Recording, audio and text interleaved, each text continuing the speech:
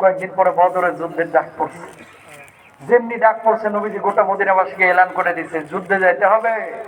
বদরের বাড়িতে কার কার বালক পুরুষ আছে, পুরুষ তাড়াতাড়ি আসো। আল্লাহ নবী জিজ্ঞেস করে, তুমি ল্যাংড়া মানুষ, বুড়া মানুষ, কি কেমনে জিহাদ করবা? আল্লাহ রাসূল, আমরা যাইতে রাজি আছি, আপনার জন্য জীবনটা দিব। আল্লাহ নবী, আপনি না করেন না। সুবহানাল্লাহ বলেন না।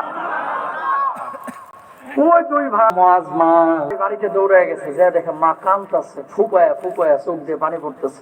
ছোট দুইজন, আম্মা দেখলাম ওই মক্কার মানুষটার পাশে সমস্ত বুড়া মুরব্বী, ল্যাংড়া খুড়া ভালো ভালো সবাইকে হাজির, আমরা কি যাবো না আম্মা?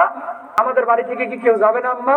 বাজার তোর বাপ তো জীবিত নাই, তোর বাপ জীবিত থাকলে আজকে তোর বাপটাও নবীজির সাথে যাইতো। সুবহানাল্লাহ কর না। দুই ভাই 8 বছর আর 10 বছর বলছে, আম্মা আব্বা নাই কি হয়েছে? তুমি পারমিশন দিলে আমরা দুই ভাই ওনার ওই জিহাদে যাইতে চাই। মা বলতেছে, এতদিনে মনে হচ্ছে আমি তোদেরকে গর্বে ধারণ করে সার্থক হয়েছি। যা বাজান নবীজির কাছে তোদের দুইজনের রূহটাকে আমি পেশ করলাম, তোদেরকে জিহাদে নিয়ে যা, আর তোরাও শহীদ হও। বলুন আল্লাহু আকবার।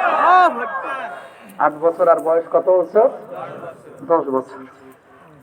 দুই ভাই ঘাড়ে হাত দিয়ে যাচ্ছে।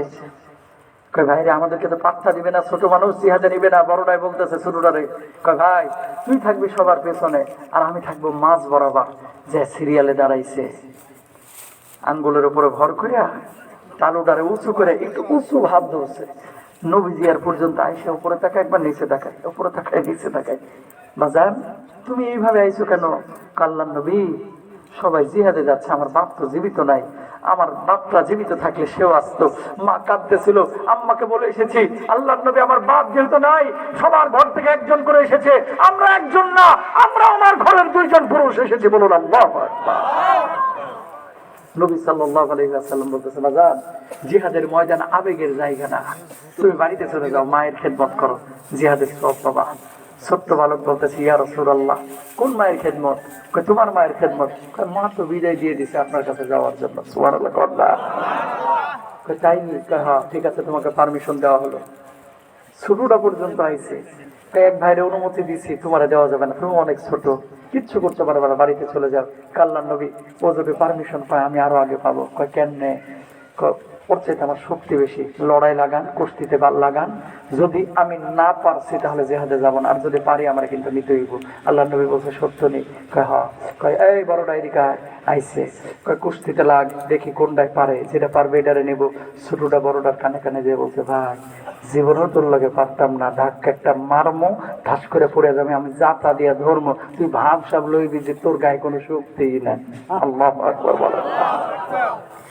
ছোটটা বড়টারে ধরে কালি টুকা মারছে, ধাস করে পড়ে গেছে, আর যাইতে ধরছে। আল্লাহর নবীকে বলছে, ইয়া রাসূলুল্লাহ এবার সিদ্ধান্ত আপনার।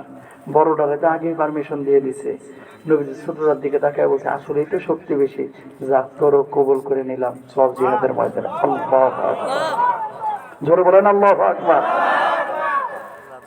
বদরের প্রান্তরে গেলেন, যাওয়ার পরে তুমুল বেগে যুদ্ধ হচ্ছে। আল্লাহ রাব্বুল আলামিনের এই দুই গোলাম মুআজ 8 বছর আর 10 বছরের দুইজন পোলা ছোট্ট মানুষ। আব্দুর রহমান ইবনে আওফকে বলছেন, চাচা জিহাদের ময়দানে এসেছে যুদ্ধ করার জন্য, টার্গেট একটাই, আবু জাহেল কোনটা এটারে দেখায় দেন। আল্লাহু আকবার বলবেন না? আব্দুর রহমান ইবনে আওফ উনি তো মক্কার মানুষ, উনি চিনে আবু জাহেল, ছোট বাচ্চা এই জীবনে চিনবো মক্কার আবু জাহেল রে। চাচা আবু জাহেল কোনটা দেখায় দেন তো।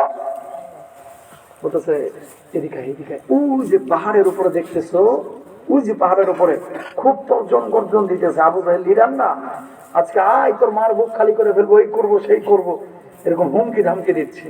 আব্দুর রহমান ইবনে আওফ বলতেছে, ওই যে উঠে আবু জাহেল।